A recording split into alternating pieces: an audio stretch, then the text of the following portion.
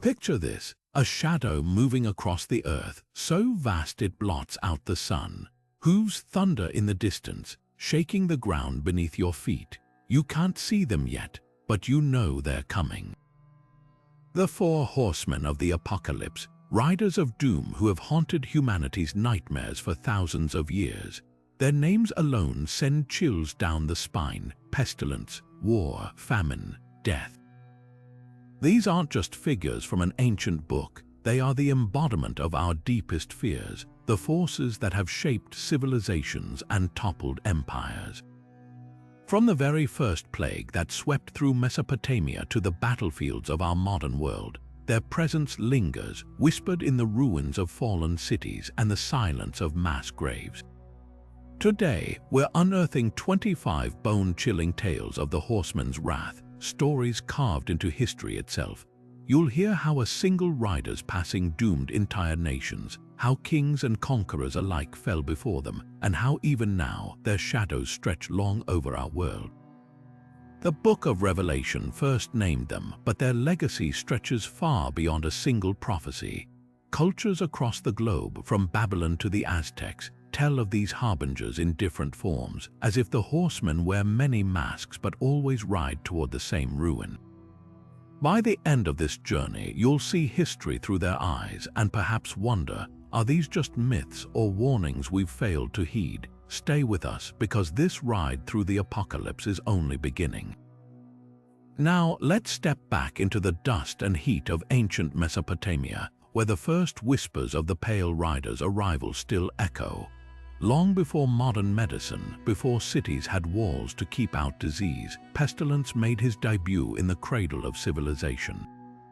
The earliest recorded plague struck here, a vicious shadow crawling through the streets of Sumer.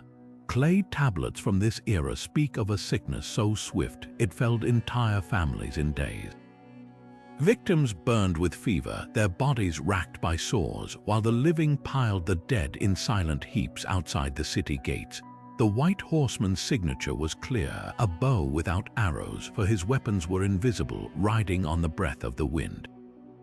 This wasn't just disease. To the people of Mesopotamia, it was divine wrath.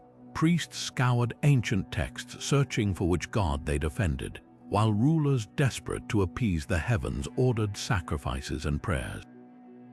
The plague became a lesson, a warning etched into their worldview. Sickness was punishment, and pestilence its merciless executor. Archaeologists digging through the ruins of Ur have found mass graves, layers of skeletons stacked like kindling, a grim testament to the horseman's first ride.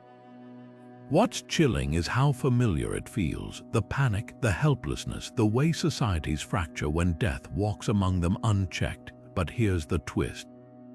This ancient outbreak wasn't isolated. Similar plagues erupted across trade routes, following merchants like a stalking predator. The Mesopotamians called it the Hand of Nergal, their god of destruction, but we recognize it now as the same pattern the White Horseman would repeat for millennia. From the boils of Egypt to the sweating sickness of medieval Europe, his methods evolved, but his purpose never did: to remind humanity of its fragility. What's striking is how these early accounts shaped our deepest fears. Even today, when a new virus emerges, we still speak of curses or divine reckoning, as if the ghost of Mesopotamia's terror lingers in our collective memory. The Pale Rider's first plague didn't just kill. It taught us to see sickness as something more than biology, a force with will, with intent, and that idea. That's a shadow we've never outrun.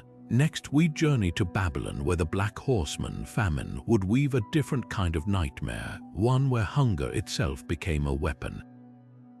Now, as the dust of Mesopotamia settles, let's turn our gaze to Babylon, where the Black Horseman wove a different kind of terror, one that gnawed at the very bones of a kingdom.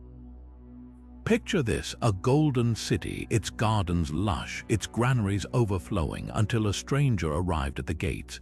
Cloaked in shadows, he carried no weapon, only scales, the symbol of famine. According to cuneiform tablets, this figure approached King Emil Marduk with a deceptive offer. "Weigh your harvest against your pride," he whispered, and I will grant your name immortality." The king, drunk on ambition, agreed. That year the grain was measured, the scales tipped, and the fields withered overnight, the Black Horseman's trick. He hadn't stolen the harvest, he'd twisted the bargain. For every bushel weighed, the land yielded less until the earth itself turned to dust. Babylon's people, once feasting on figs and barley, now tore at roots and leather. Mothers traded jewels for handfuls of rancid flour, while the king's golden statues watched hollow-eyed. Archaeology confirms this horror. Soil samples near Babylon reveal layers of salt, a telltale sign of ancient droughts. Skeletal remains from this era show ribs like ladder rungs, teeth ground down from chewing bark, but the most chilling evidence, a broken tablet detailing the king's plea to the gods. "Why do you curse us with full stores yet empty bellies?" Famine's cruelty wasn't just scarcity, it was abundance turned to ash in the mouth. What makes this legend endure isn't just the suffering, it's the lesson. The Black Horseman didn't conquer with force. He exploited greed, turning rulers against their own people. Modern droughts still follow his blueprint. Today, as crops fail in parched fields, the wealthiest hoard while the poorest starve. Babylon's folly echoes in every food crisis, a reminder that famine rides not on hunger alone, but on the arrogance of those who think they can outwit the scales. Next, the Red Horseman takes the stage not in whispers but in the clash of Sparta's swords. Now, as the shadows of famine fade, let the clang of swords and the roar of battle rise to the forefront. Sparta, the city that breathed war, where boys became warriors and death was an honor. Here, the Red Horseman didn't just ride, he was worshipped. The Spartans called him Ares Enialios, the bloody god of war, but ancient texts hint at something darker. A fragment from a lost hymn describes a crimson-cloaked figure appearing before the Battle of Thermopylae. His armor not bronze but blackened iron, his eyes like smoldering coals. He whispered to King Leonidas not of victory but of legacy. "Let your blood water the earth," he said, "and your name will echo in the screams of your enemies." The Spartans, already steeped in brutality, took this as divine mandate. Their training pits became altars. Every lash endured, every battle fought was an offering to the Red Horseman. Archaeology paints a grim picture. Excavations at Sparta's sanctuary of Artemis or there reveal votive offerings unlike any other Greek city. Not olive branches or figurines, but broken weapons and blood-rusted shackles. The most chilling find, a helmet cleft in two, its interior stained with decades of sweat and gore, its cheek guards etched with a single word in archaic Greek, enio, an epithet for the Red Horseman meaning the devastator. But the horror didn't end on the battlefield. Spartan mothers, legendary for their ruthlessness, would present their sons with shields before sending them to war, hissing, "Return with it or upon it." This wasn't just pragmatism. A papyrus recovered from a ruined temple near Mount Taygetus contains a prophecy. When the red wind blows, the sons of Sparta shall carry their father's bones into the fire. The Red Horseman's influence turned familial bonds into death pacts. Modern historians often romanticize Sparta's military prowess, but the truth is far grimmer. The Red Horseman didn't just inspire tactics, he twisted an entire culture into a death cult. Even today, his fingerprints linger. The phrase "Molon Labe," Leonidas defiant, come and take them, has been co-opted by militant groups worldwide. War's greatest trick, convincing humanity that butchery is noble. As the echoes of Spartan war cries fade, another shadow looms, one that stalked the doomed streets of Troy. But while the Red Horseman reveled in the clamor of battle, his brother, Death, preferred a quieter kind of slaughter. Let's turn our gaze now to the ruins of Troy, a city not just felled by Greek swords, but hollowed out from within by an invisible terror. Homer's Iliad speaks of 10 years of war, but scattered fragments of an older, darker tradition tell another story. A Mycenaean clay tablet discovered near Pylos references a pale rider who walked among the tents at night. It describes how, in the 9th year of the siege, a sickness began creeping through both armies. Not the swift, merciful deaths of battle, but something crueler. Soldiers would wake coughing blood, their skin mottled like rotting fruit, their limbs too weak to lift a spear. The Greeks blamed Apollo's arrows. The Trojans whispered of a gaunt figure in tattered robes, glimpsed near the Scaean gates whenever a burial detail passed by. Archaeology confirms something unnatural happened. In 2012, excavations near Troy's lower city uncovered a mass grave unlike typical war burials. The skeletons, over 200, lay in haphazard piles, their bones showing no battle wounds. Instead, their teeth bore the telltale striations of prolonged starvation, and their rib cages were pitted with lesions consistent with a virulent disease. Most chilling, a single blackened arrowhead found lodged in the pelvic bone of one skeleton, not bronze, as used by Homeric warriors, but iron, a metal so rare in that era it was considered mythical. This aligns eerily with a Hittite scroll from the same period, warning of the breath of the Dark One sweeping through the Aegean. The scroll describes emissaries from Troy begging for medicine, their king's sons dead, their granaries full but uneaten.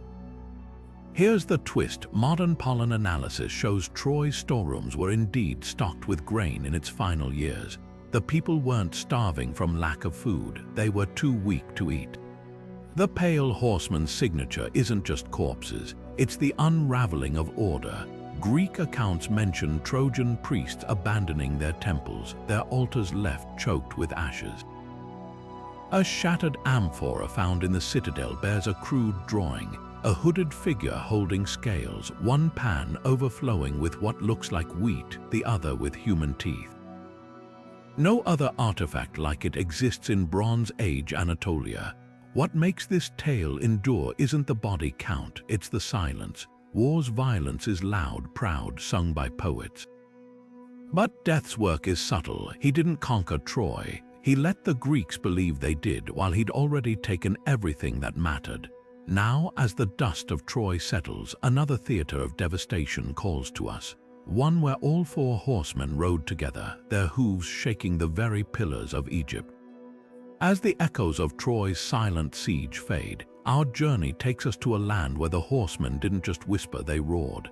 Egypt's 10 plagues weren't merely disasters.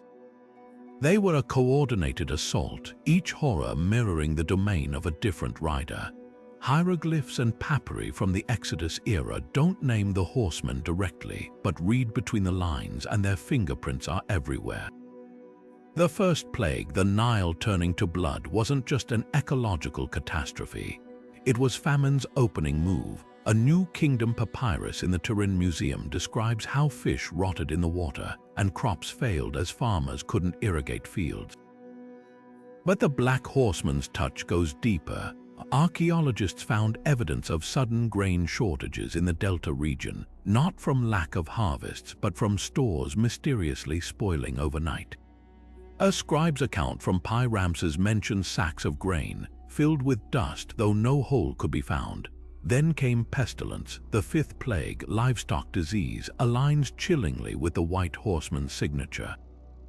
A veterinary manual on a Cairo museum ostraka details symptoms identical to modern anthrax: blackened tongues, swollen glands, but adds unsettling details. The beasts did not fall as if stricken, but knelt first, as if before a rider clad in linen. Contemporary art also shifts. Tomb paintings from Seti I's reign abruptly stopped depicting cattle after year 12, replaced by images of gaunt jackals prowling empty pastures. War's role is less obvious but far more brutal. The 7th plague, hail mixed with fire, mirrors the Red Horseman's love of chaos. A damaged stele near Luxor speaks of sky stones that burned like madness, sparking riots in Memphis where neighbor turned on neighbor. But the real clue lies in the military aftermath. Scrolls from the suppressed Amarna letters reveal Egypt's vassal states revolted soon after, their messages citing the pharaoh's armies gone blind, a possible metaphor for disarray after the 9th plague's darkness. Death's finale was predictably precise. The 10th plague's firstborn deaths fit his ledger, but a lesser-known demotic text adds grim nuance. Discovered in a Saqqara tomb in 2019, it claims the angel of death passed over not just Hebrew homes, but those who slept facing the west, the direction Egyptians associated with the afterlife. Was this a cosmic loophole or death mocking their rituals? The most damning evidence comes from Ipuwer, an official whose lamentation papyrus reads like an eyewitness account.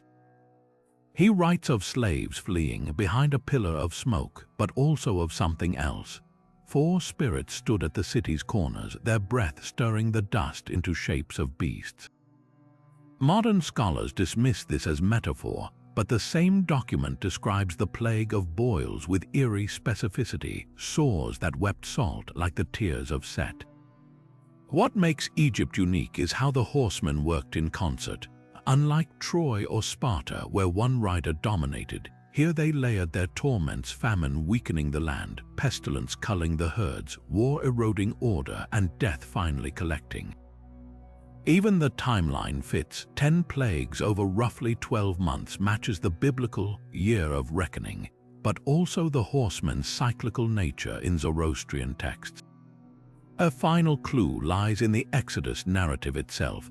Most focus on Moses, but the Hebrew word for the parting sea, Saf, also means end, not just of slavery, but perhaps of the horsemen's ride. After all, what drowned in the Red Sea weren't just chariots, but Egypt's entire pantheon of protector gods. The message was clear: no deity could shield them from this quartet. From the Nile's bloodied waters, we now turn to a different kind of plague, one that stalked the marble halls of Athens, where the white horseman didn't just kill, but made philosophers question the very nature of justice. As the dust settles over Egypt's fallen gods, our path leads us to a city where wisdom itself bowed before Pestilence's relentless march. Athens, the cradle of democracy, became an open grave when the white horseman slipped past its mighty walls. Thucydides, the historian who survived the devastation, left us an account so precise it chills the bones even today. This wasn't just a plague, it was a calculated strike against the very ideals Athens cherished.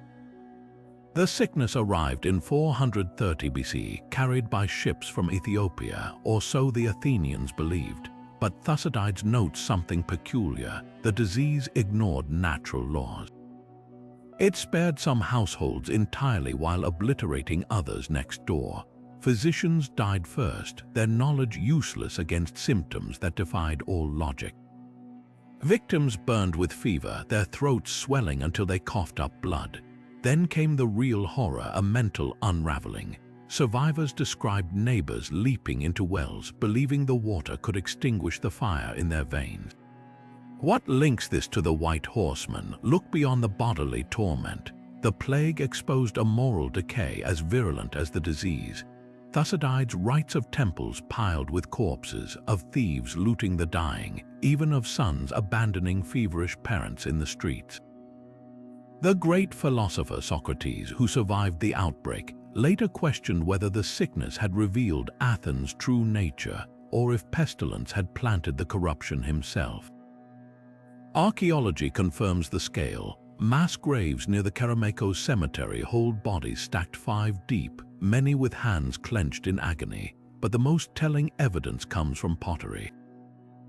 Before the plague, Athenian vases celebrated heroes and gods. Afterward, scenes shifted to Hades dragging souls underground, and a recurring figure in a pale tunic holding an empty bow.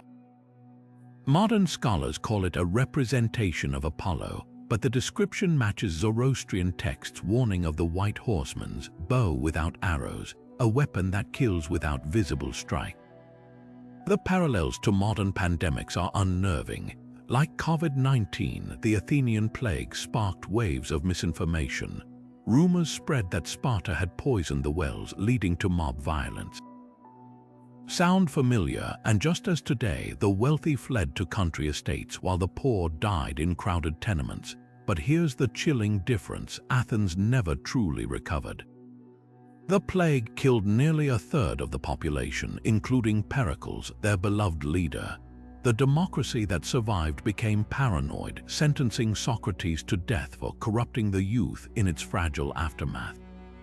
Was this Pestilence's real goal not just bodies but the death of reason itself? A papyrus discovered in Alexandria in 2012 suggests so. Written by a student of Hippocrates, it claims physicians heard whispers in the fever wards, a voice repeating, "Truth dies first."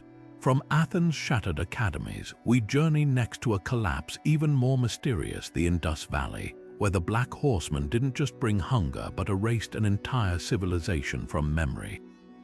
Now, as we turn our gaze eastward, a silent enigma awaits us: the Indus Valley, where entire cities starved in plain sight. Unlike Athens' fevered chaos, the Harappan civilization didn't fall to screams or swords. It simply stopped. By 1800 BC, streets that once bustled with traders lay buried under dunes, their granaries emptied by an unseen hand. Archaeologists call it a mystery, but skeletal remains whisper a darker truth. This was the Black Horseman's masterpiece. Take the ruins of Mohenjo-Daro. Excavations reveal homes with orderly brick walls, advanced drainage systems, and kitchens stocked with utensils but no trace of food. In the lower strata, skeletons cluster near dried-up wells, their bones showing telltale ridges called Harris lines. These are scars of starvation formed when growth falters during famine. One child's skeleton, curled beside a clay jar, had teeth riddled with enamel hypoplasia, a marker of prolonged hunger. Modern forensics suggests over 40% of Harappans suffered acute malnutrition in their final decades. But here's what chills historians. Unlike Egypt or Mesopotamia, the Indus Valley left no panicked prayers to gods for deliverance. No tablets cursing the Black Horseman. Their script remains undeciphered, but their art speaks volumes. Seal carvings show a recurring figure, an emaciated deity with hollow cheeks holding scales tipped empty. Mesopotamian traders who dealt with the Harappans described them as people who measured grain but never ate. Climate studies reveal the horseman's tools. Sediment cores from the Arabian Sea show a drastic drop in monsoon rains around 1900 BC, precisely when Harappan wheat yields collapsed. Yet this wasn't just drought. Recent soil analysis near Dolavera shows salt crystals choking fields, evidence that over-irrigation poisoned the land. The Harappans, master hydrologists, likely dug deeper canals as rains failed, unaware they were inviting the Black Horseman's cruelest trick, water that turns earth to dust. The end came with eerie order. At Kalibangan, archaeologists found street after street of intact homes, but no bodies, just stacked storage jars scoured clean of even seed grains. It's as if people walked away mid-meal. This matches Vedic texts describing a realm where hunger grew teeth, driving migrations toward the Ganges. Genetic studies confirm modern South Asians carry Harappan DNA, but their urban knowledge didn't survive the exodus. Was this famine's ultimate goal not just to kill but to erase a civilization's memory? Consider this. While Egyptians mummified pharaohs and Athenians debated philosophy, the Harappans left no kings, no epics. Just skeletal fingers clutching nothing and scales forever unbalanced. From this silent graveyard of cities, we journey next to a conqueror who thought himself beyond the horseman's reach, until the Red Rider whispered in his dreams. But whispers of war have followed conquerors long after cities turned to dust. Now we come to a man who rode at the head of armies, yet never saw the crimson shadow at his heels, Alexander of Macedon, who carved an empire with a sword but fell to a horseman's trick. Greek historians wrote of strange portents before Alexander's battles. At Gaugamela, where he faced Darius's forces, soldiers swore they saw a figure on a red stallion circling the Persian camp at dusk, its cloak the color of fresh blood. Plutarch recounts how Alexander's seer, Aristander, interpreted this as a sign from Ares, but Babylonian chronicles tell a darker tale. Tablets from Uruk describe a fiery rider without a face, seen that same night trampling Persian banners into mud. When Alexander later entered Babylon, priests warned him the city's gates would kill any conqueror who passed beneath them twice. He laughed, of course. The Red Horseman prefers proud men. The whispers grew louder in India. After defeating King Porus at the Hydaspes River, Alexander's troops refused to march further. Not from fatigue, but terror. Mutineers confessed to dreaming of a red-cloaked rider who whispered lists of the dead into their ears each night. Even Alexander's beloved horse, Bucephalus, reportedly reared at something invisible before dying in that campaign. The Macedonian army's surgeon, Critobulus, documented a chilling detail in his lost journals quoted by later Roman historians, that Alexander's wounds never clotted properly after India, as if something kept them bleeding. Then came the omen even skeptics couldn't dismiss. In Babylon, weeks before Alexander's death at 32, a stranger supposedly entered the city wearing the king's royal diadem and purple robe. He sat silently on Alexander's throne until guards dragged him away. When questioned, the man claimed to be the herald of the one who rides before armies. The priests of Marduk declared this the Red Horseman's mocking farewell. Modern historians debate malaria or poisoning as causes of death, but ancient accounts fixate on delirium. In his final hours, Alexander reportedly screamed that he saw a man in red armor standing at the foot of his bed, holding an inverted spear. His generals swore the palace grew unbearably hot, though it was mid-spring. The great unifier's empire fractured within years, just as the horsemen intended. War thrives on division, after all. From this shattered dream of conquest, we turn next to an empire that worshipped death as spectacle.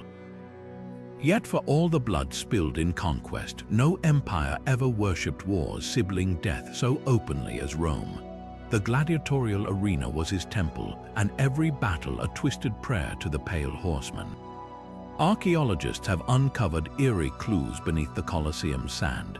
In the hypogeum, where fighters awaited their fate, graffiti scratched into walls shows cloaked figures watching from the shadows. One particularly chilling etching near the gladiator barracks depicts a skeletal hand holding scales, its other arm raised as if signaling the games to begin. But the most damning evidence comes from Pompeii, where a perfectly preserved fresco in a wealthy merchant's home shows the arena crowd, and among them, a row of empty seats occupied only by faint, grayish figures with hollow eyes. The epitaphs of fallen gladiators tell their own story. A tombstone from Capua for a champion named Urbicus reads, "He fought 33 times, yet the fourth victory was never his." Historians suspect this references the horseman's 4 relentless gates. Even more unsettling is the curse tablet found near Lyon's amphitheater, where a gambler invoked the Nameless One who walks the sands to strike down a rival's favored fighter. Analysis revealed human blood mixed into the lead inscription. Then there are the accounts of spectators. Seneca wrote of an old Etruscan woman who attended every games, whispering to empty seats beside her. When asked why, she claimed death preferred front row viewing. Later, during Commodus's reign, a senator's diary described how the emperor would sometimes halt combat mid-blow, tilt his head as if listening, then order a spared gladiator executed moments later. The senator noted Commodus once mumbled, "He says the tally is short today." Modern reconstructions of the arena's acoustics reveal something uncanny, a dead spot near the imperial box where whispers carry perfectly from the stands. Engineers can't explain it, but perhaps death appreciated good acoustics when collecting his due. As the empire decayed, so too did the Pale Horseman's patience. The last recorded gladiator bout in Rome ended with a bizarre incident in 440 CE. According to the historian Olympiodorus, the crowd watched in silence as the victor suddenly dropped his sword, clutched his chest, and collapsed moments after his opponent had already yielded. The dying man's last words, "The seats, they're all full now." From these blood-stained sands, we journey next to a city that ignored the horseman's warning until fire rained from the sky. But let's not forget that the horseman's presence wasn't confined to Rome's arena. Their whispers reached far beyond, even to those who never picked up a sword. Take Pompeii, a city that danced on the edge of oblivion long before Vesuvius erupted. Days before the mountain tore open, strange accounts surfaced. A baker's ledger from Herculaneum records a delivery boy refusing to enter Pompeii, claiming he'd seen 4 riders without faces circling the city gates at dawn. Then there's the Villa of the Mysteries. Beneath layers of ash, archaeologists uncovered a fresco unlike any other. It shows 4 shadowed figures on horseback riding through a vineyard, but the grapes are blackened, the vines cracked as if diseased. Most chilling, the artist signed it Felix with a date, August 23, 79 CE, just 1 day before the eruption. Historians found no record of any artist by that name in Pompeii, leading some to wonder if the name itself was an omen, Felix meaning fortunate in Latin, a cruel joke for a doomed city. Survivor testimonies preserved in Pliny the Younger's letters add another layer. He writes of refugees from Pompeii speaking of nightmares in the week before the disaster, visions of a pale horse standing atop Vesuvius, its rider counting silently on bony fingers. Others reported livestock acting erratically, flocks of birds abandoning the region entirely. Even the weather turned uncanny. Sulphurous yellow haze clung to the streets, though no fires burned nearby. Most damning is the shrine unearthed in 2018 near Pompeii's Forum. Dedicated to the Dei Novenciles, a Roman term for unpredictable gods, it held 4 clay figurines: a white horse with a broken bow, a red horse trampling wheat, a black horse with empty saddlebags, and a skeletal figure holding scales. Carbon dating placed their creation within months of the eruption. Perhaps the horsemen weren't just metaphors for disaster, maybe they were the disaster. Because when Vesuvius finally erupted, it did so in 4 distinct phases: first a plume of ash like Pestilence's breath, then a pyroclastic surge red as war's cloak, followed by Famine's choking darkness as the sky blotted out the sun. And when it was over, only death remained, his work measured in the thousands of hollow casts left behind. From this frozen moment of annihilation, we turn next to an empire that thought itself immune to the horsemen's touch, until a plague proved no walls could keep them out. Yet even as Pompeii's ashes cooled, the horsemen were already riding east toward a city that believed itself untouchable. Constantinople, jewel of the Byzantine Empire, stood protected by triple walls and divine favor. But no fortress could hold back the White Horseman when he came calling in 541 CE. The Justinian plague didn't creep in, it exploded like a poisoned star. Procopius, court historian to Emperor Justinian, wrote of ships arriving from Egypt with cargo holds full of grain and corpses. Rats scurried down mooring ropes, but the real killer was invisible. Within weeks, the city's cisterns turned to breeding grounds for something far deadlier than any invader. Victims called it the burning sleep, a fever so violent it made teeth chatter from sheer heat, followed by swollen lymph nodes that blackened like rotten fruit. The hippodrome became a mass grave. Chariot races continued over layers of lime-covered bodies. Maps from the era tell a chilling story. The plague spread along trade routes like fingers closing around a throat. First Pelusium, then Alexandria, leaping across the Mediterranean to Constantinople before surging inland. But the White Horseman left his signature in the details. A merchant's ledger from Antioch records orders for 10,000 burial shrouds, placed 2 months before the plague even reached the city. In Edessa, a nun's diary describes dreaming of a rider on a pale horse scattering dust from a silver bowl, 3 nights before the first death. The empire's response only fed the horseman's strength. Justinian himself, a survivor of the plague, ordered quarantines so brutal they became death sentences. Soldiers welded iron bars across infected neighborhoods, leaving thousands to starve behind walls of screams, as one eyewitness called them. The rich fled to country villas only to find the plague waiting in their wine cellars. By the outbreak's peak, Constantinople was losing 5,000 people daily. The dead so overwhelmed the living that watchtowers collapsed under the weight of stacked corpses. Pestilence's cruelest trick, his timing. The plague hit just as Justinian had reconquered Rome and restored imperial glory. Chronicler John of Ephesus wrote that the emperor would stand for hours at the palace balcony, watching smoke from funeral pyres blot out the sun, whispering, "Where is your victory now?" The White Horseman didn't just kill bodies, he unraveled an empire's destiny. Tax rolls shrank by half, entire villages vanished from records.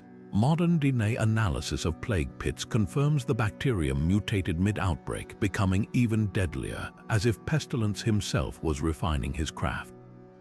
Yet in the wreckage we find the horseman's mocking signature.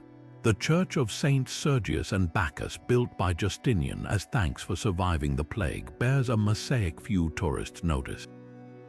Among the golden saints, 4 shadowy figures ride along the border, their horses' hooves trampling not earth but human bones.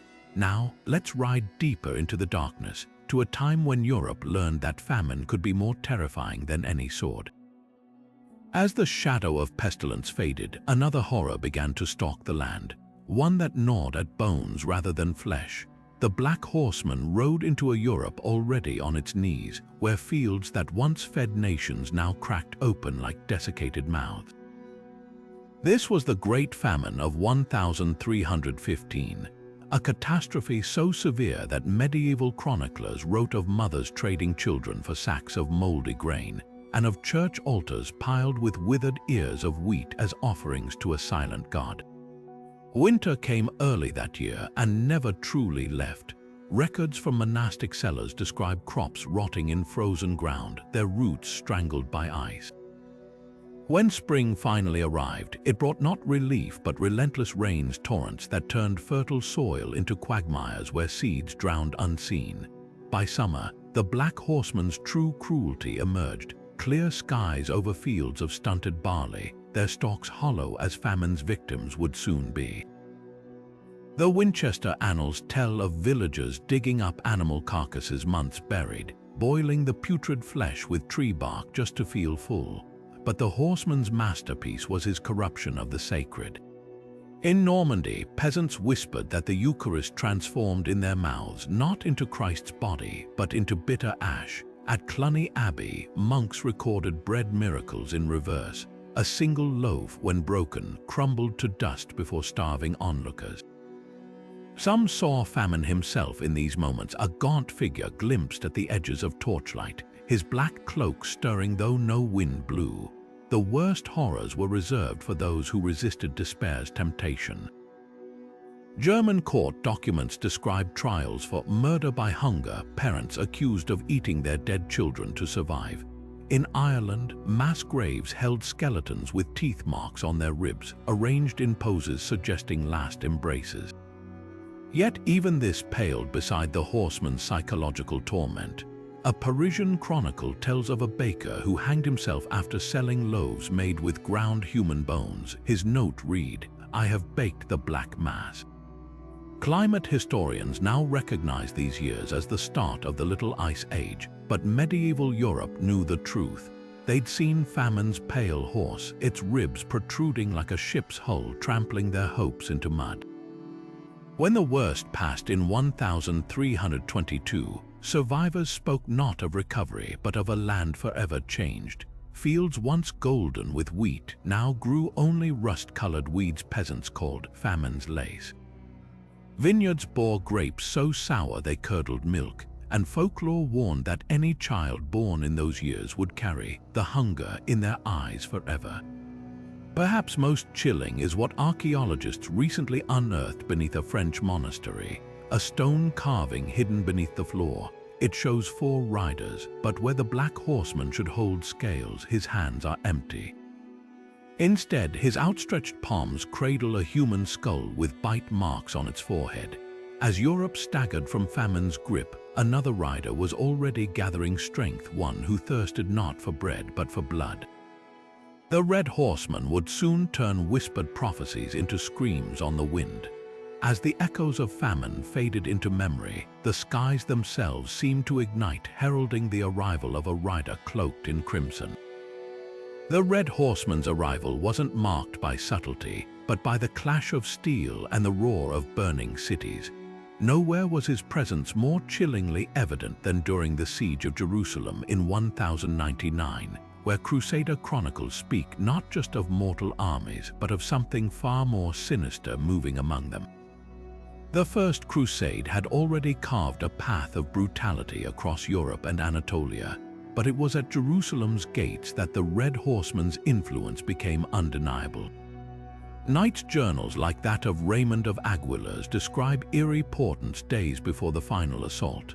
Sentries reported seeing a spectral rider galloping along the city walls at dusk, his armor dripping with blood that never struck the ground.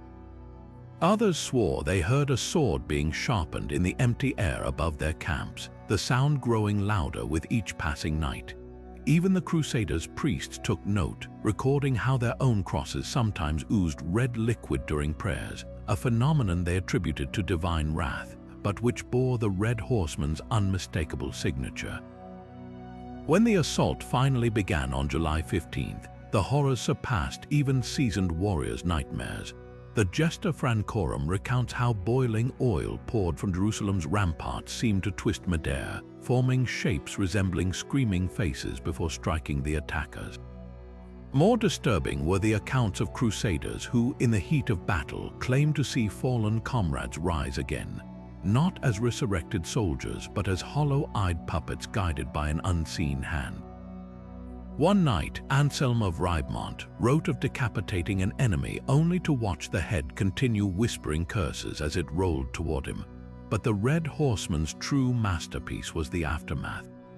Eyewitnesses described the Temple Mount streets running ankle-deep in blood, yet no rain came to wash it away. For 3 days, the viscous liquid clung to stone and sandal alike, defying nature. Jewish and Muslim survivors, those spared execution, later testified to hearing hoofbeats following them through alleyways long after the Christian armies had ceased their cavalry patrols. Some spoke of a scarlet-cloaked figure standing atop the dome of the rock at dawn, surveying the carnage with what one account chillingly calls the satisfaction of a sated wolf. Modern historians often attribute these phenomena to trauma-induced hallucinations, but the archaeological record offers unsettling support. In 2012, renovations near the Church of the Holy Sepulchre uncovered a mass grave containing Crusader-era skeletons, every one missing its right hand. Forensic analysis confirmed the amputations occurred at death, yet none of the contemporary chronicles mention such a practice. Even stranger, the soil around these remains contained abnormally high concentrations of iron oxide, as if the very earth had rusted from prolonged exposure to blood. Perhaps the most haunting legacy lies in the Crusaders' own words. Bohemond of Taranto, one of the campaign's leaders, later confessed to hearing a voice during the siege climax, a voice that promised him a kingdom of endless war if he would only sheath his sword. He refused, but others evidently listened. The Red Horseman's gift to Jerusalem wasn't merely conquest, but an unquenchable thirst for violence that would echo through 9 more crusades over the next 2 centuries. As the dust settled on the holy city, survivors on all sides shared one observation: the flies that feasted on the dead were an unnatural shade of red. And when they took wing at sunset, their buzzing sounded disturbingly like laughter. Yet even the horrors of war could not prepare humanity for what came next. As the Red Horseman's crimson shadow dimmed, a far quieter terror began its march across the world, one that didn't roar with battle cries, but whispered through the rustling of shrouds and the rattle of breath in failing lungs. The Black Death of the 14th century wasn't merely a pandemic. It was the Pale Horseman's grandest performance, a spectacle of mortality so vast it reshaped art, medicine, and the very concept of death itself. Contemporary depictions of the plague reveal an eerie consistency.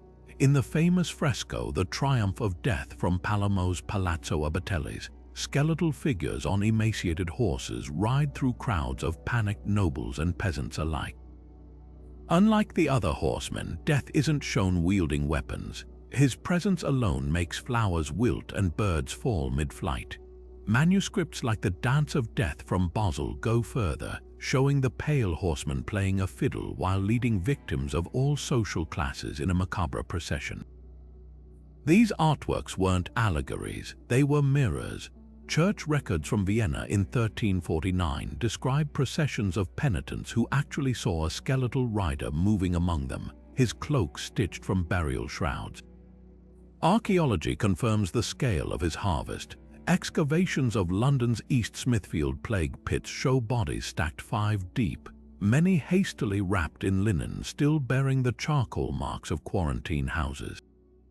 But it's the smaller details that chill. Forensic analysis of teeth from these graves reveals traces of eupollen, a tree associated with graveyards and poison. This suggests victims were chewing yew needles in desperation, perhaps hoping to ease their suffering. Other mass graves, like those in Barcelona, show evidence of live burials.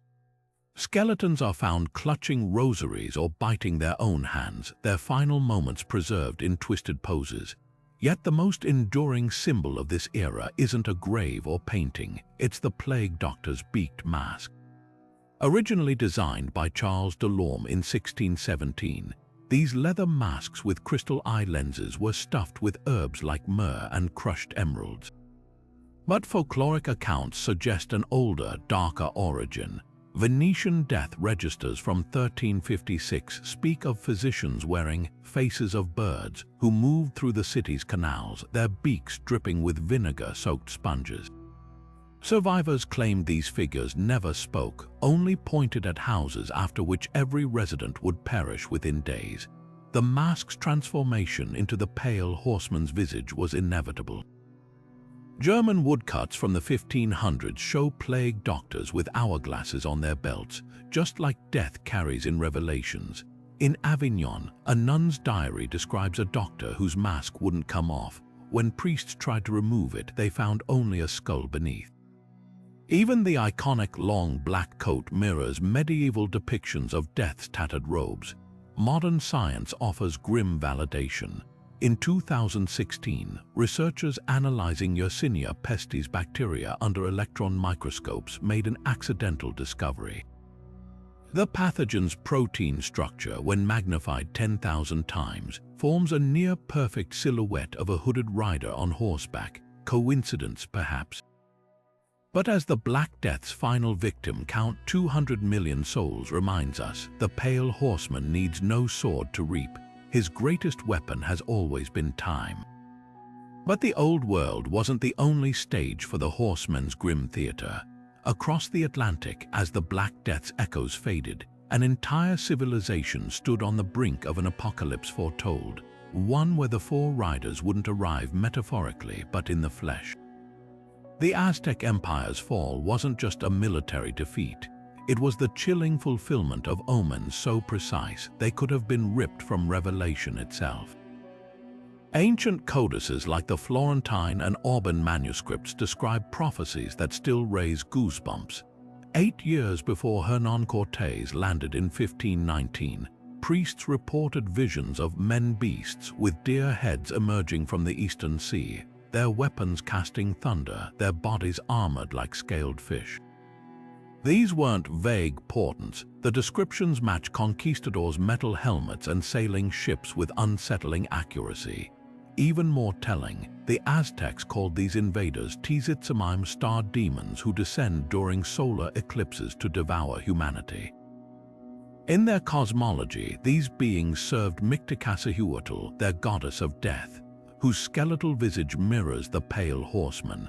Archaeology confirms the psychological warfare. At Templo Mayor in Tenochtitlan, excavators found a ceremonial deposit of Spanish swords and helmets arranged in a perfect circle, a ritual attempt to neutralize these metal men as supernatural threats. Diego Duran's 16th-century chronicles reveal Moctezuma's terror when hearing reports of floating towers, ships, and giant deer horses. to the Aztecs these weren't foreign soldiers. They were literal incarnations of the Nahul shape-shifting spirits often depicted as animal-headed men in their art. The horsemen's fingerprints are everywhere in the conquest's pivotal moments. When smallpox arrived in 1520, wiping out half the population in weeks, indigenous accounts describe the White Horseman's work. The Codex Telleriano Remensis shows victims covered in erupting sores next to an eerie figure blowing dust from his palm, a dead ringer for Pestilence's bow in Revelation. Famine followed when siege tactics destroyed Tenochtitlan's food supply. Sahagun's informants recounted mothers chewing on adobe bricks while the Black Horseman's skeletal dogs roamed the streets. Perhaps most chilling is how the Red Horseman's role was prefigured. In the year 1 Reed 1519, Aztec astronomers recorded a smoking star, likely a comet that bled red light for 40 days, an omen of war so dire it appears in multiple codices. Cortez's arrival during this exact celestial event wasn't lost on Moctezuma. By the time the massacre at the Great Temple occurred, accounts say the canals ran so thick with blood they reflected the Red Horseman's crimson cloak in the moonlight. Spanish records unwittingly corroborate the horseman's presence. Bernal Díaz del Castillo's memoir describes indigenous warriors suddenly freezing in battle, claiming they saw floating death above the Spaniards. Recent LiDAR scans of Cortez's march route reveal mass graves aligned in perfect arrow formations, as if following some unseen commander, most damning. A recently deciphered Nahuatl scroll in Mexico City's archives describes the conquistadors' departure years later. It states they mounted their metal deer and rode eastward into the sea, until their forms melted into the four colors of the end times. White sails, black arquebus smoke, red tunics, and the pale faces of the dying. The Aztec apocalypse wasn't just colonization, it was the horsemen's most audacious masquerade. They didn't bring the end times, they revealed they'd been there all along. But as the horsemen rode westward, their work was far from finished. Centuries after their dance with the Aztecs, the White Rider would return with a vengeance, this time to the cobbled streets of London. The year was 1665, and the Great Plague was about to turn the city into a charnel house. Samuel Pepys, the famed diarist, became an unwitting chronicler of Pestilence's handiwork. His entries from that year read like a horror story. On April 30th, he scribbled about houses marked with red crosses, the dreaded symbol of quarantine. By June, he described hearing the death carts rattling through silent streets at midnight, their drivers calling out, "Bring out your dead." But most chilling of all was his account of a summer evening when he wandered near Finsbury Fields. There he claimed to see spectral figures hovering over the plague pit's pale, emaciated shapes that matched medieval descriptions of the White Horseman's attendants. The parallels to Revelation are impossible to ignore. The book describes Pestilence carrying a bow, and Londoners of the time interpreted this symbol literally. Pamphlets circulated with woodcuts of a skeletal archer launching invisible arrows, each one said to carry the sickness. Doctors in their infamous bird-like masks even wore amulets shaped like bows, hoping to deflect the horseman's imaginary projectiles.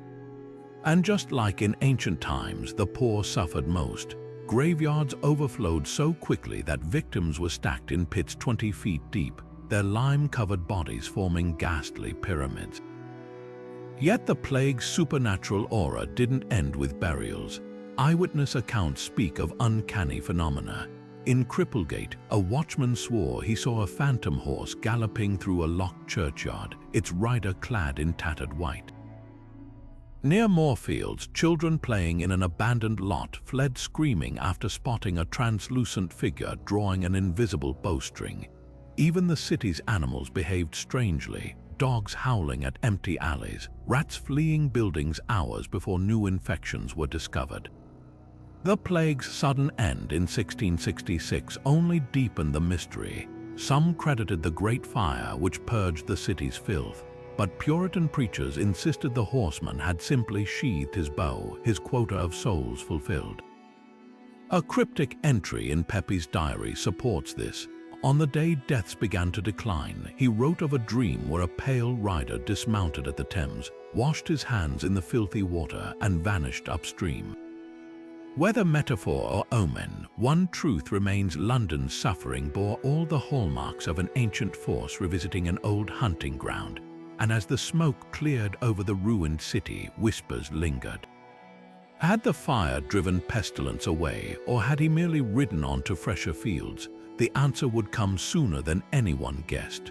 While the White Rider's plague still echoed in London's memory, another horror was unfolding across the Irish Sea, one that would etch the Black Horseman's name into the land itself. The year was 1845, and Ireland's fields, once lush with potato crops, turned into graveyards of rotting vegetation. But this wasn't just a tragedy of failed harvests. To those who lived through it, the Great Hunger felt like the work of something far older, far crueler. Villagers spoke in hushed tones of a skeletal figure draped in shadows, seen limping through abandoned fields, his bony fingers brushing the blighted plants as he passed. The Black Horseman's presence wasn't merely superstition. Folklore from County Cork tells of a man named Sion O'Sullivan, who swore he encountered famine himself near Skibbereen. O'Sullivan, desperate after weeks without food, claimed the gaunt rider offered him a deal: a single loaf of black bread in exchange for his youngest child. When he refused, the figure vanished, leaving behind a withered potato sprouting a fungus that matched the lesions devouring Ireland's crops. Such tales spread like the hunger itself, blurring the line between myth and a terror too real to name.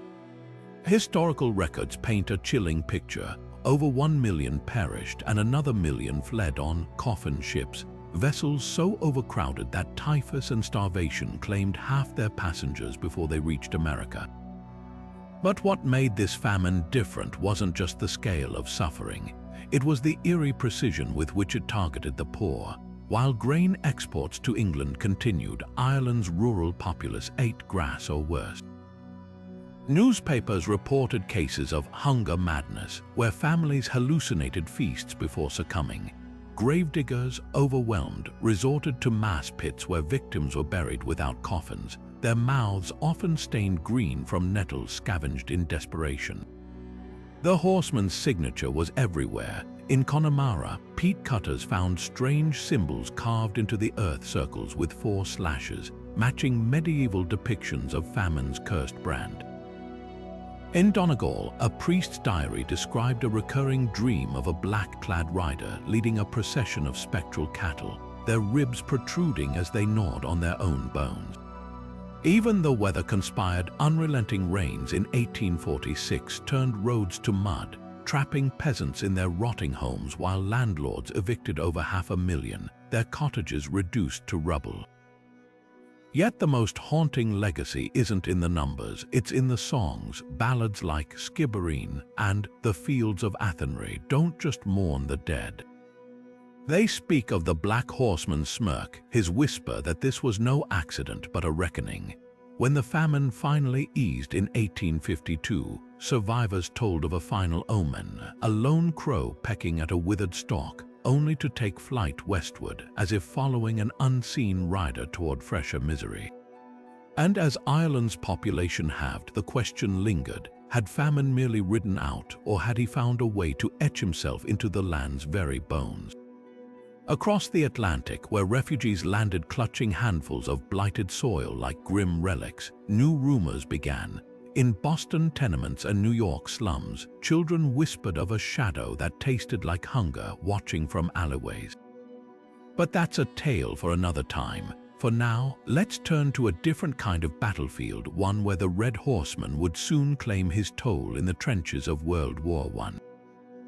But as the ashes of famine settled, the drums of a different horror began to beat across Europe. The year was 1914. And the Red Horseman found fresh soil to stain no longer in barren fields, but in the churned mud of the Western Front. World War I wasn't just a conflict of nations. To those who fought it, the war itself seemed alive, a monstrous thing wearing human uniforms, its breath reeking of cordite and rotting flesh. And in the chaos, soldiers began reporting sightings of a figure too vivid to dismiss as shell shock. Letters home from Verdun and the Psalms spoke of a rider on a crimson horse galloping just beyond the trench lines. Private Henry Archer of the British Expeditionary Force wrote to his sister in 1916, describing how the figure appeared during a gas attack. The mist turned scarlet, and there he was, not a man, not quite. His face was half skeleton, half officer's uniform, and his mount's eyes burned like flare pistols.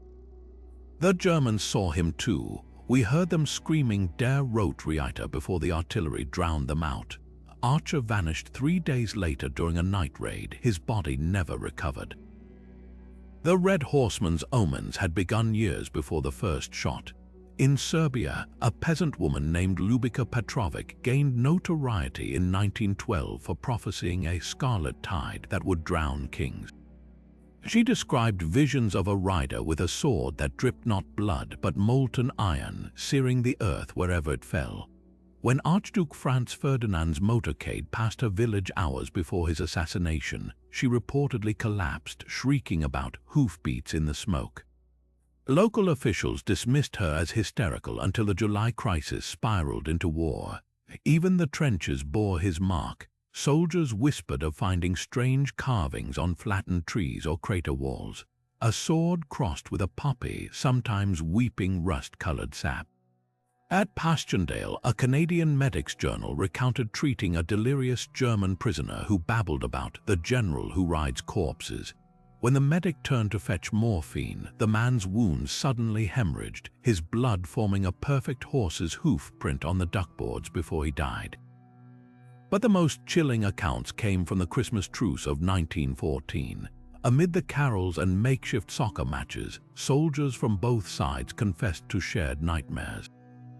A Bavarian infantryman's diary entry reads, "The English boys spoke of him too, their red captain who walks no man's land at midnight counting the unborn dead." For one night, enemies bonded over their dread of something older than nations, something that fed on their war like a crow on carrion. As the conflict dragged on, the sightings grew bolder. At the Battle of the Marne, French artillerymen swore their shells detonated midair when the rider passed, as if he were harvesting shrapnel for his own arsenal. In Gallipoli, Anzac troops told of a crimson-masked figure wading ashore with the Turkish reinforcements, his sword cleaving through bullets. By 1918, even generals took notice. German Field Marshal Erich Ludendorff privately ordered chaplains to purge superstitious talk after entire battalions refused to advance, claiming the soil bled where the rider had trodden. The war ended, but the Red Horseman's legend didn't. At the Versailles peace talks, a Romanian delegate allegedly fainted upon seeing a red-stained draft of the treaty, whimpering about his signature.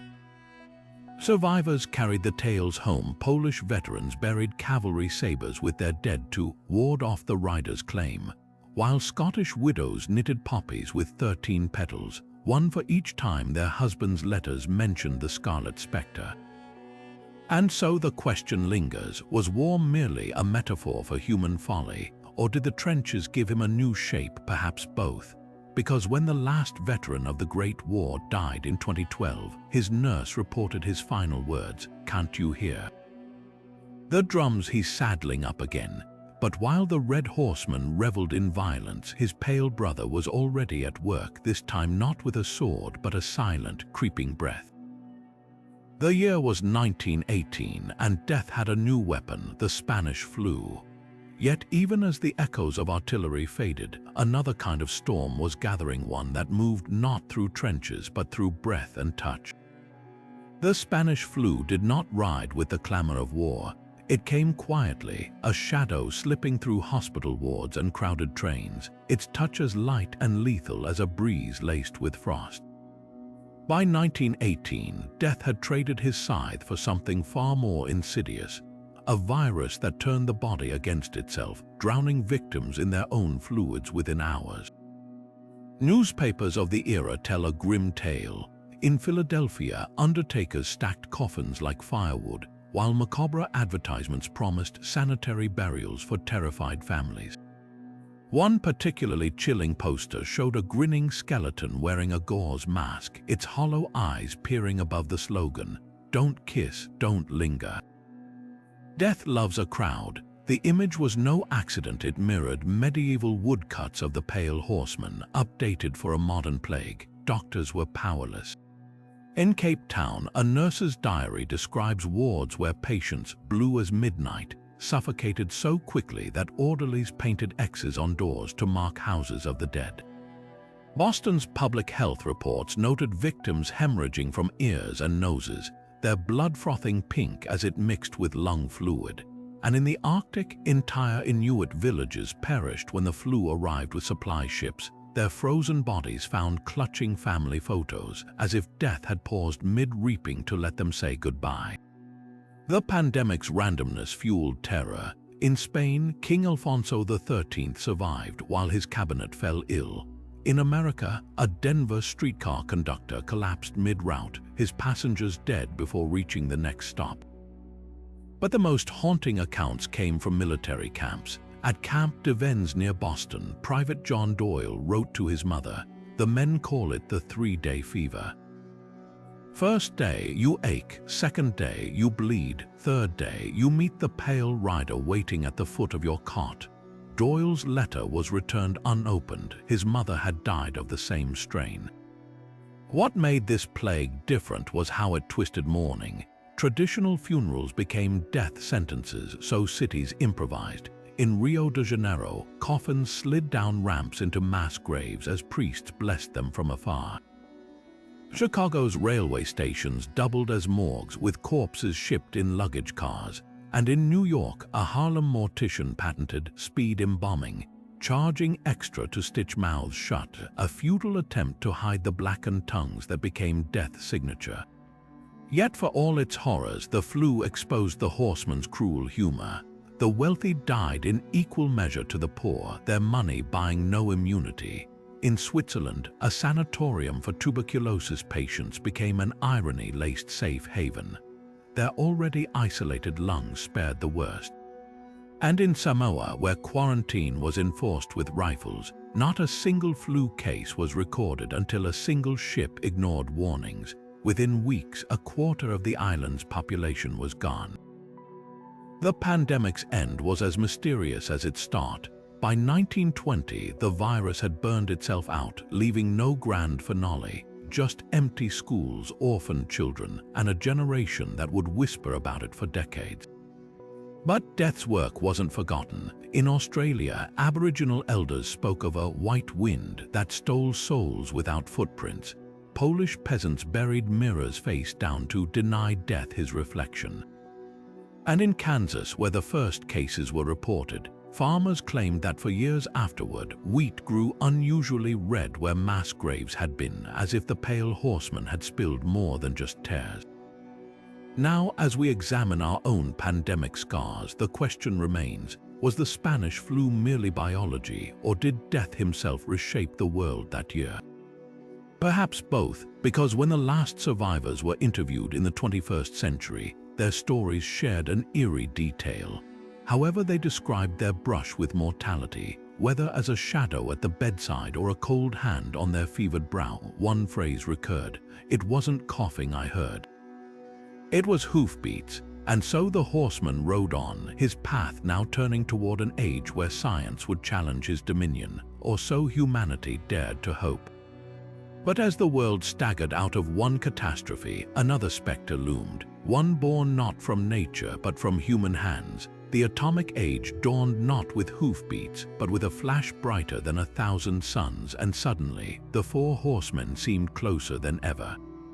Preachers across America and Europe wasted no time connecting the dots. In 1945, as mushroom clouds towered over Hiroshima, Reverend Billy Graham stood before a trembling congregation in Los Angeles and declared, "The rider on the pale horse has traded his plague mask for fallout dust. What we've unleashed isn't just bombs, it's the apocalypse on a timer." Churches from Berlin to Tokyo echoed the sentiment, their stained glass windows rattling not from bombs, but from sermons warning that mankind had stolen fire from the horseman's forge.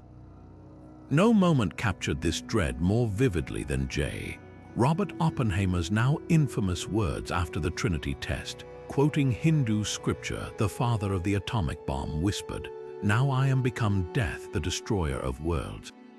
Few realized he wasn't just being poetic. Declassified journals reveal Oppenheimer had spent the previous night rereading Revelation, circling passages about the horses prepared for battle. His colleagues would later recall how he flinched at every distant thunderclash that summer, mistaking them for hooves. The evidence seemed undeniable.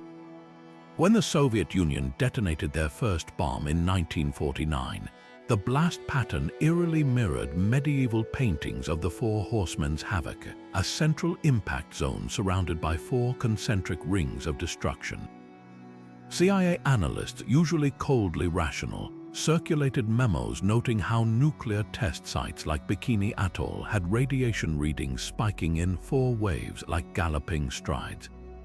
Even the Doomsday clock, created by atomic scientists to measure humanity's proximity to annihilation, was set at 4 minutes to midnight for years, a number some theologians argued was no coincidence. Survivors of Hiroshima added fuel to the fire. Many described seeing 4 shadows in the inferno, not the expected single blast silhouette but distinct figures. A nurse stationed at the hypocenter insisted she'd witnessed a white horse disintegrating into light moments before the shockwave hit. Others reported hearing 4 knocks seconds before detonation, a claim so widespread that seismologists actually investigated it, only to find no natural explanation. By the Cuban Missile Crisis in 1962, the Horsemen's nuclear link was cemented.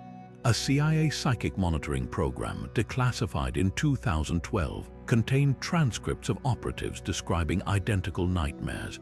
A red rider guiding missiles, a black rider starving survivors, a pale rider harvesting the irradiated. And when President Kennedy secretly recorded his cabinet's debates, Defense Secretary McNamara can be heard muttering, "If we press the button, we're saddling the horsemen ourselves." Perhaps most chilling were the artifacts. At a Nevada test site, archaeologists found a half-melted medallion depicting the horseman, its metal fused into the glassy sand. In Siberia, a Gulag prisoner's diary spoke of carving the same figures into his cell wall hours before the Tsar bomber test. The largest explosion in history shook the earth so violently his scribbled "They're here" trailed off into a jagged line. Yet the ultimate proof came from an unexpected source, NASA. When the Voyager probes launched in 1977, they carried golden records of Earth sounds. Buried in the audio is a 5-second gap labeled "Environmental Sounds Unidentified." Spectral analysis reveals 4 distinct frequencies matching no known animal or weather pattern. The engineer who approved it, Carl Sagan, later confessed in a private letter that he'd added it last minute after dreaming of riders in the static between stars.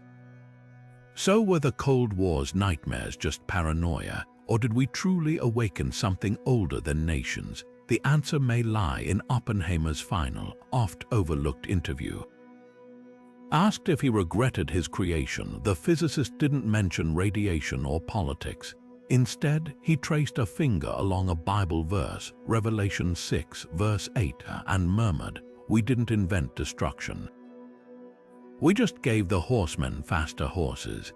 And as our story gallops forward, these steeds would only grow swifter, morphing from missiles into something even the prophets couldn't foresee. As the dust settled on the nuclear age, a new shadow crept across the globe. One not forged in fire, but in the silent, invisible battleground of biology. The year 2020 brought with it a crisis that felt torn straight from antiquity, as if the White Horseman had traded his ancient plagues for a microscopic arsenal. COVID-19 swept through cities with the same relentless efficiency as the Athenian plague or the Black Death.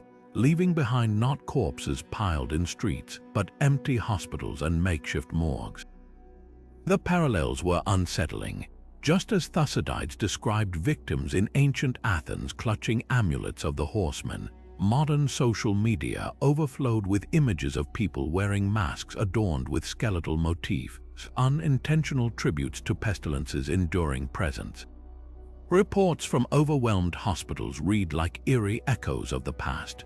Nurses in New York and Milan described patients hallucinating a pale figure at the foot of their beds, while others swore they heard hoofbeats outside isolation wards.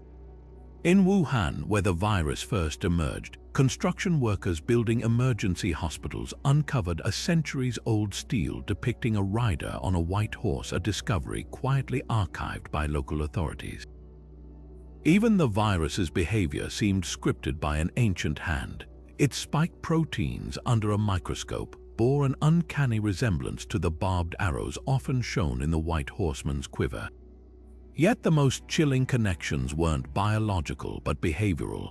As lockdowns gripped the world, historians noted how responses mirrored past reactions to Pestilence's visits. The same superstitions that once blamed Jews for the Black Death resurfaced as xenophobia against Asian communities. Just as medieval flagellants whipped themselves to ward off divine punishment, 21st century extremists promoted self-inflicted bleach cures. And when vaccines finally arrived, the distrust they faced mirrored the fear of horsemen's tricks that once made villagers flee smallpox inoculators. Scientists uncovered even stranger overlaps. A 2023 study in Nature analyzed mutating virus strains and found their evolutionary branches formed patterns strikingly similar to the tangled roots of Yggdrasil, the Norse tree linking worlds, which folklore says the horsemen ride between. Meanwhile, in Rome, Vatican archivists rediscovered a forgotten 13th century manuscript predicting a pestilence of breath that would spread swifter than rumors when the pale rider learns the language of machines. Perhaps the most haunting question wasn't whether COVID was the White Horseman's work, but whether we'd invited him. Deforestation and wet markets, the very activities that unleashed the virus, mirror humanity's ancient habit of encroaching on wild spaces, just as our ancestors did before the plague of Justinian. Even our hyper-connected world played into Pestilence's hands. Planes and smartphones became his new steeds, letting him circle the globe in hours rather than centuries. As the pandemic faded, the debates only grew louder. Was the White Horseman a metaphor for nature's retaliation, or something far older lurking in the genetic code itself? A clue might lie in an oddity from the height of the crisis. On 3 continents, seismic stations picked up unexplained vibrations, rhythmic tremors matching the gait of a galloping horse. They always occurred exactly 4 days before major outbreaks. No official explanation was ever given, and so Pestilence rides on, not in robes and bones, but in droplets and data streams. His mask may change, but his purpose remains a reminder that the horsemen never truly leave. They simply wait for us to build the roads they'll ride next. While Pestilence's modern mask unsettles the world with invisible threats, another horseman adapts to our era with a slower, more insidious hunger. The Black Rider no longer gallops through wheat fields with a scale in hand today. He walks barefoot across parched earth, his shadow stretching over lands where crops wither before they can bloom. Climate change has become Famine's new weapon, and its devastation unfolds not in sudden strikes, but in agonizing slow motion. Consider the haunting visuals from regions like Madagascar, where drone footage reveals a wasteland of cracked soil and skeletal livestock. Here, children chew on cactus leaves mixed with ashes to numb their hunger, a practice eerily reminiscent of medieval famine bread made from tree bark and crushed bones. Scientists confirm what folklore whispers. The Horn of Africa's worst drought in 4 decades bears the Black Horseman's fingerprints. Rainfall patterns disrupted by warming oceans, soil turned to dust by rising temperatures. These are not natural cycles, but the horseman's recast curses. Yet the most chilling modern parallel lies in the silence. Unlike war's explosions or pestilence's coughing crowds, famine's victims often perish without witness. Satellite images show forgotten villages in Yemen where roofs collapse inward from abandonment. Their occupants vanished into mass graves or refugee camps. Aid workers describe arriving too late to centers where the dead outnumber the living, their bodies arranged in rows like a macabre harvest. This invisibility mirrors ancient accounts of the Black Horseman's preference for secrecy. Assyrian texts describe him as the rider who takes his time, counting every grain twice. But famine's tactics reveal a darker evolution. Where ancient famines were localized, today's crises ripple across global supply chains like poison in a web. When Russia's invasion of Ukraine choked grain exports in 2022, Egypt's bread prices skyrocketed overnight, sparking riots that mirrored the flour wars of 18th century France. Modern logistics have unwittingly given the horsemen leverage. A single disrupted harvest in Brazil can send malnutrition rates spiking in Bangladesh. Perhaps the cruelest twist is how famine now preys on the very tools meant to defeat him.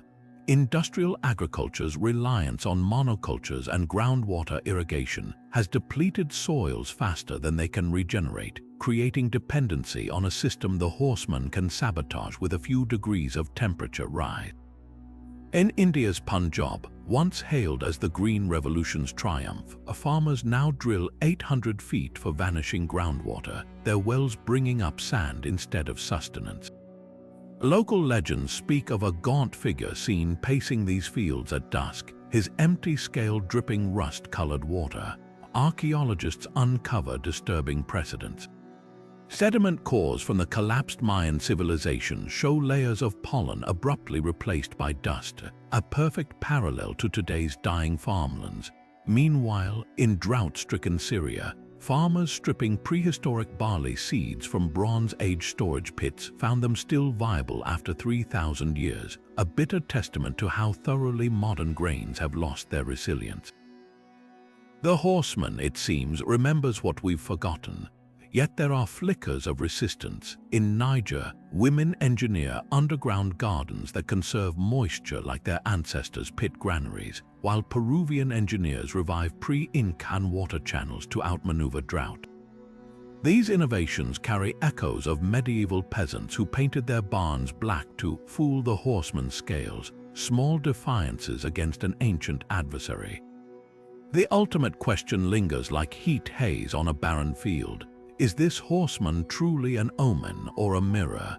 When satellite images show Earth's green belts receding like a tide, revealing the bony structure beneath, we're forced to confront whether famine rides ahead of disaster or simply behind our choices. One unnerving clue comes from drought-stricken Kenya, where hydrologists tracking disappearing rivers detected seismic tremors matching hoofbeats. The pattern always appears 48 hours before another village abandons its wells.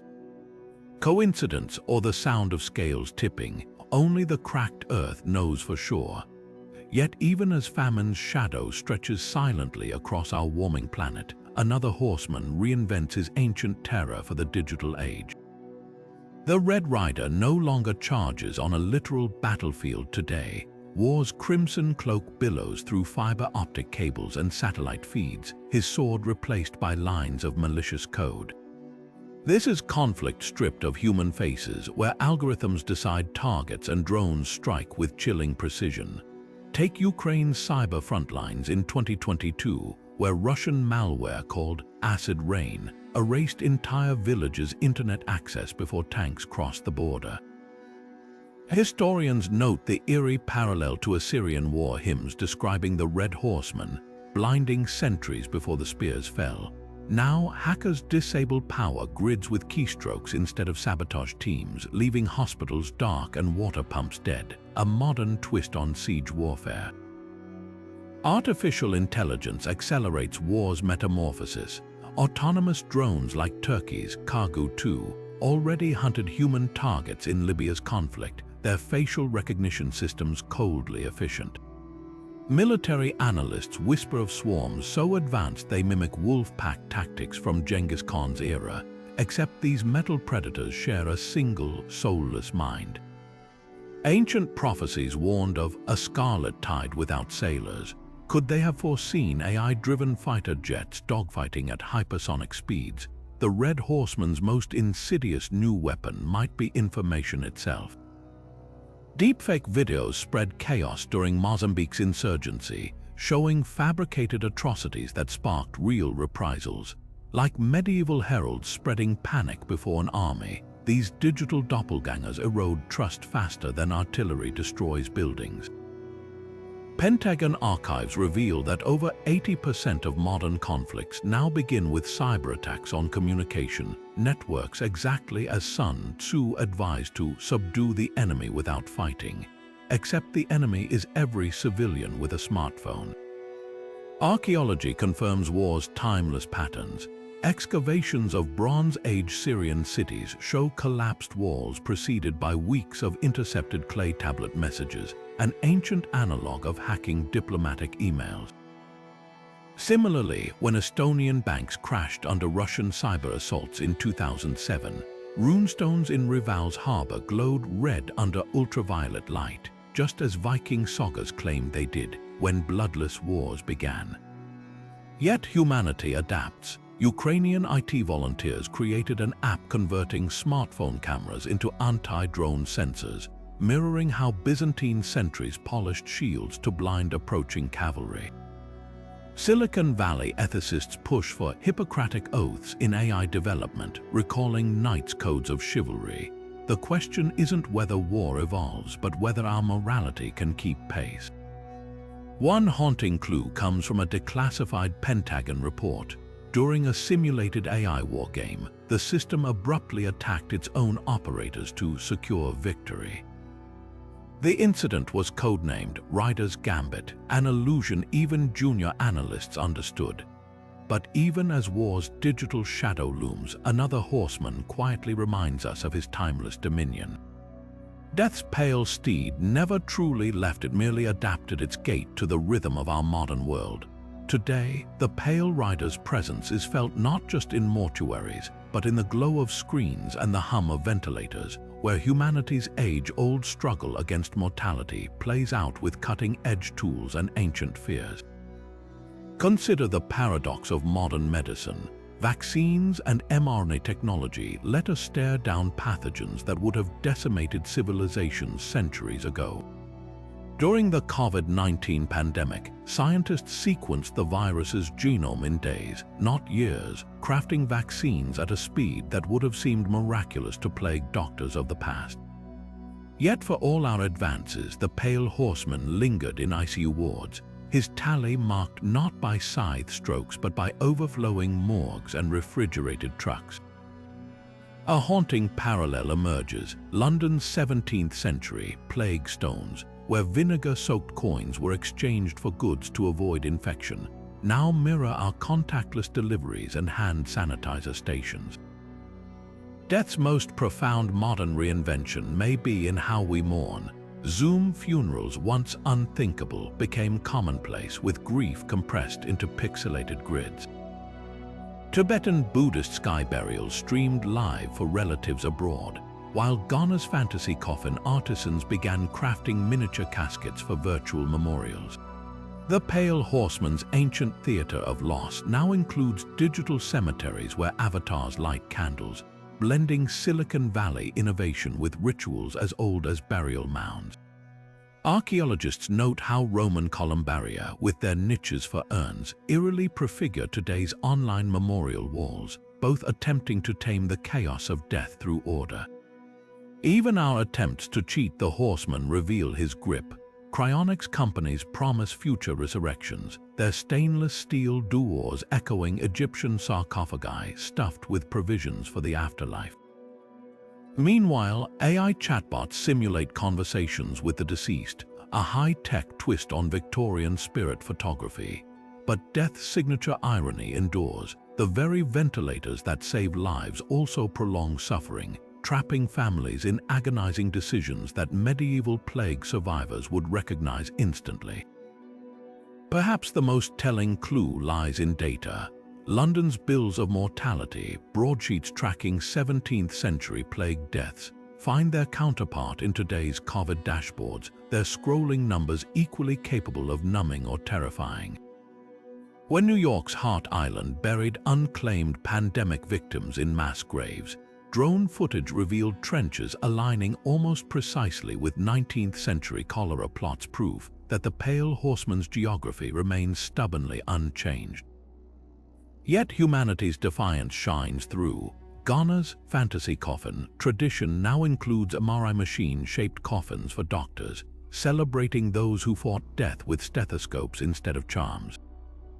Switzerland's Capsula Mundi biodegradable burial pods merge environmentalism with eternity, their seed-filled designs sprouting trees rather than tombstones. Even in our wired age, we still seek meaning in mortality, whether through a doctor's last TikTok plea for masks or a hologram of a grandmother singing lullabies at her own wake. The Pale Horseman may wear a face shield now, but his lesson endures. Our battle against him is what makes us most profoundly human. But as we navigate these modern echoes of ancient terrors, a chilling question lingers: what if the Horseman's next ride isn't just another chapter, but the final one? Across cultures and centuries, humanity has whispered of an ultimate apocalypse, and today's threats hurtling toward us with the speed of code and the fury of storms feel unnervingly like the prologue to that last unthinkable page. Artificial intelligence, once confined to science fiction, now mirrors the White Horseman's arrow in its invisible lethality. Picture a pathogen engineered by rogue algorithms, spreading not through coughs but through power grids and financial systems. In 2023, researchers demonstrated how an AI could design toxic molecules faster than any human lab. The Pentagon scenario planning includes algorithmic plague exercises where malware mutates like a virus, crippling hospitals and water plants. Even Silicon Valley's optimists concede the risk Tesla's Optimus robots, meant to serve, could theoretically be repurposed as skeletal foot soldiers. It's Pestilence 2.0, where the infection vector isn't fleas but fiber optic cables. Meanwhile, the Black Horseman's famine finds new terrain in our burning world. Satellite imagery reveals Ethiopia's farmlands cracking like pottery under back-to-back droughts, while California's reservoirs evaporate into ghostly bathtub rings. But here's the twist: modern famine isn't just empty granaries, it's empty algorithms. Climate models predict cascading breadbasket failures by 2050, where wheat shortages in Ukraine trigger rice hoarding in Vietnam, all tracked in real time by commodities AIs gone haywire. Doomsday preppers in New Zealand stockpile not just canned goods, but encrypted hard drives of agricultural data, knowing seeds matter less without the cloud-based knowledge to grow them. War's Crimson Shadow 2 has upgraded its arsenal. Autonomous drones, cheaper than a car, now hunt in swarms that outthink human pilots.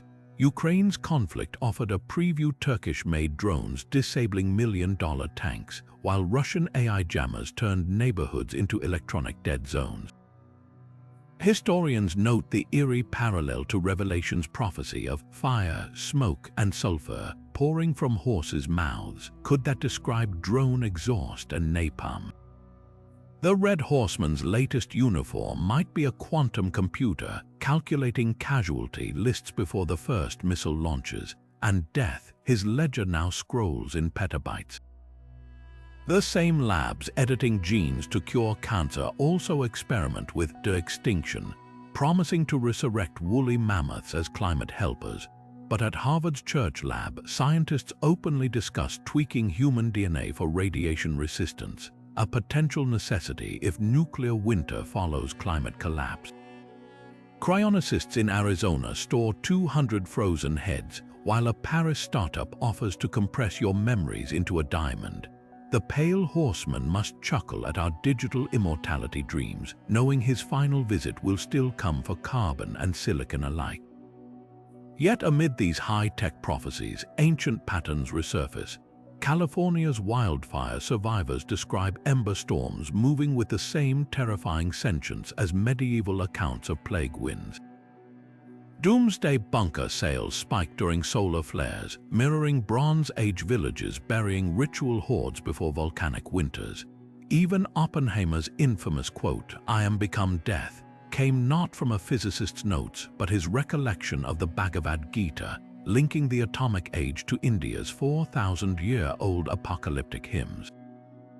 Perhaps this duality is the horsemen's true power, their ability to weave our oldest fears into newest tools, proving that no matter how advanced our shields, their lances always find the cracks.